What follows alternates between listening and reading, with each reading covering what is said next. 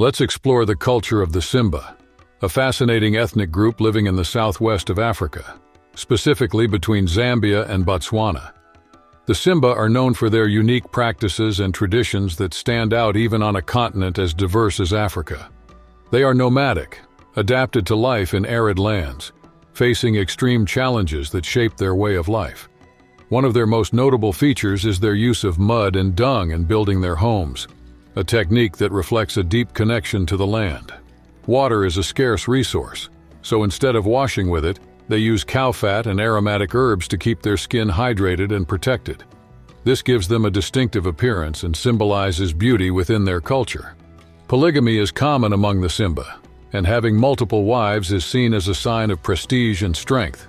Interestingly, they also practice wife-lending, a tradition that might seem unusual to those from monogamous cultures, but it's rooted in principles of cooperation and community. Located in southern Africa, Namibia shares borders with South Africa, giving it a strategic position and allowing it to absorb cultural and natural influences from its neighboring country. Namibia's climate is mostly dry, with sparse rainfall, especially along its coast and in desert areas. This combination of arid and stunning geographic and climatic features shapes the country's distinct identity. In the most remote and inhospitable part, stretching up to the border with Angola, lies a rugged and mountainous terrain that makes communication and access challenging. The geographical isolation of Kyokoland has preserved the Himba culture, shielding it from the changes that have affected other African societies. From Opuwo, the capital, it takes hours of travel on dirt roads lined with rocky mountains to reach these communities. This isolation is intensified by the natural challenges of the terrain, which limit access and require determination from those who choose to explore this region.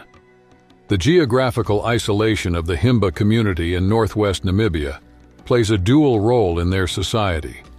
On one hand, it preserves their ancient traditions and beliefs. On the other, it limits access to basic services and outside support during critical times. Adapted to a challenging environment, the Himba have developed a remarkable level of self-sufficiency, making the most of the natural resources around them. This ethnic group is known worldwide, standing out for their skin covered in a mix of ochre and for their distinctive braided hairstyles. In Kyokoland, around 50,000 people live scattered across a vast region, maintaining a cultural and social integrity rarely seen in other ethnic groups in Namibia, many of whom are already feeling the effects of the modern world. This setting makes the region a true ethnographic treasure. The community speaks Herero, a language from the Niger-Congo linguistic group, also spoken by other groups in Namibia, such as the Herero. Although they share linguistic similarities, the Herero and Himba are culturally distinct. The Herero language spoken by the Himba is a fascinating example of cultural resilience. This language has remained relatively untouched by outside influences, serving as a bridge between generations. Through oral tradition, the Himba pass down ancestral stories and knowledge about nature, which not only keep their history alive but also strengthen communal identity. The Himba have a deep connection with nature, reflected in their cultural practices and ideas of beauty. Polygamy is common within the tribe, with men often having multiple wives, a tradition seen as a symbol of status and a way to strengthen family bonds and ensure abundant descendants.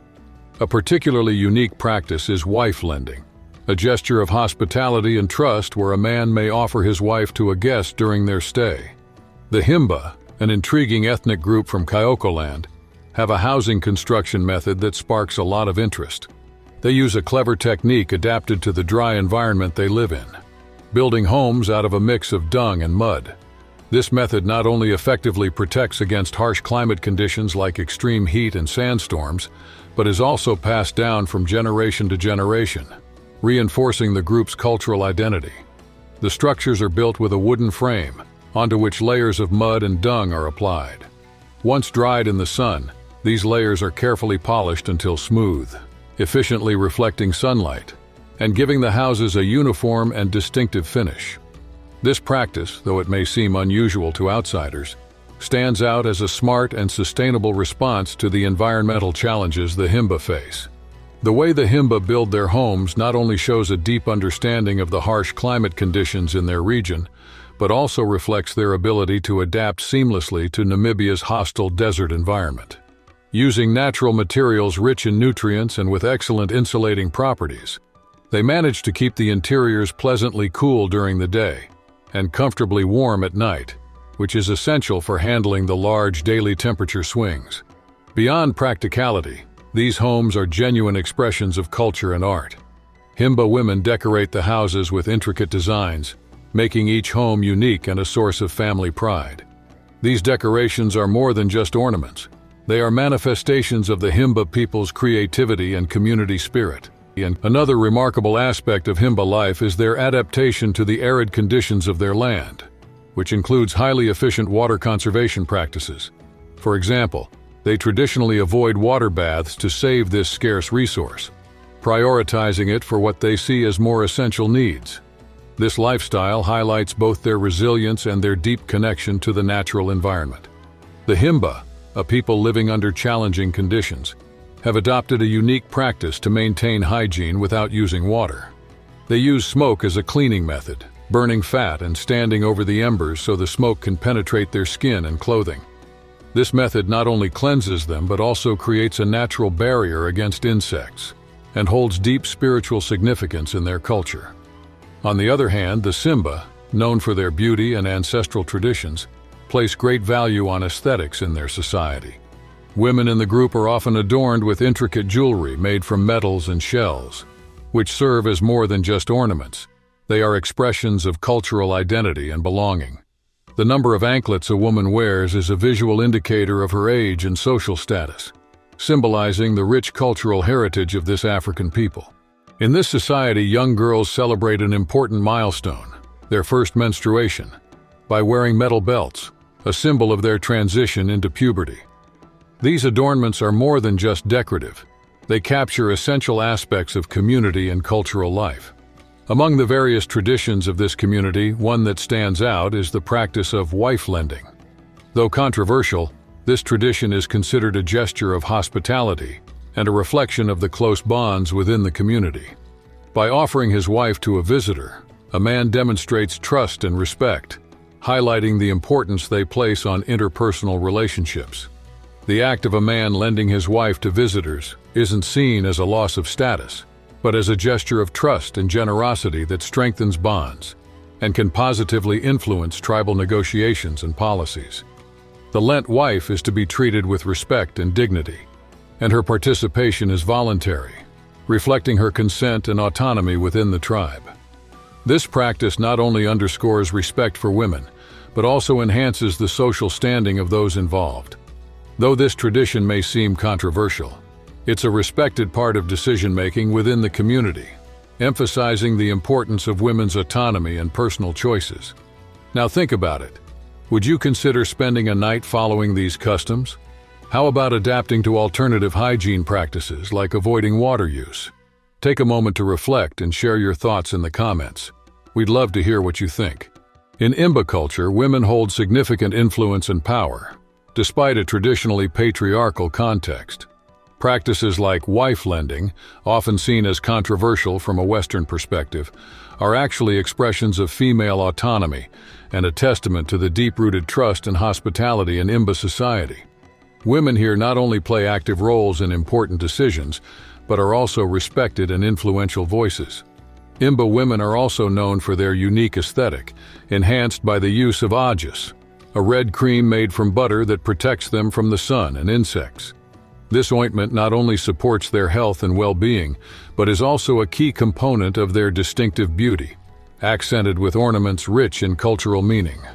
This blend of functionality and aesthetics not only highlights their physical beauty, but also symbolizes the dignity and vital role they play within their community, navigating and shaping an environment with its own set of challenges. Himba women are deeply respected, not just for their visible beauty, but also for their influence and control over the direction of the community. The visual style of the Himba tribe is unmistakable, marked by vibrant clothing and intricate adornments that blend tradition with modern elements. The women's hairstyles are iconic, and their anklets, besides being beautiful, carry significant meaning, representing both social status and individual achievements. The Simba festivals, A highlight of Himba culture are times of celebration with dances and songs that honor both nature and the ancestors. These events express an animistic spirituality that values a deep connection with the environment and guardian spirits. In this culture, personal ownership is a distant concept.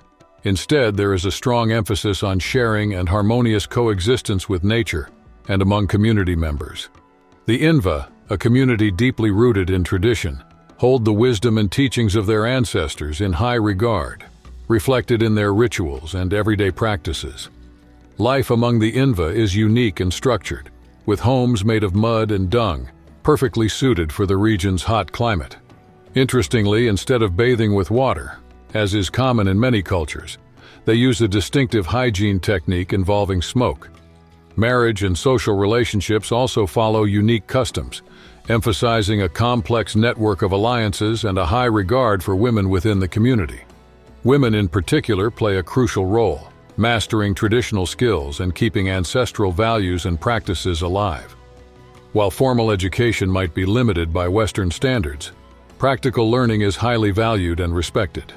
This blend of practices makes life among the Inva truly unique and remarkable, revealing a way of life that, while it might seem unfamiliar to outsiders, is rich with cultural depth and respect for tradition. It's a privilege to share and learn about such a unique culture.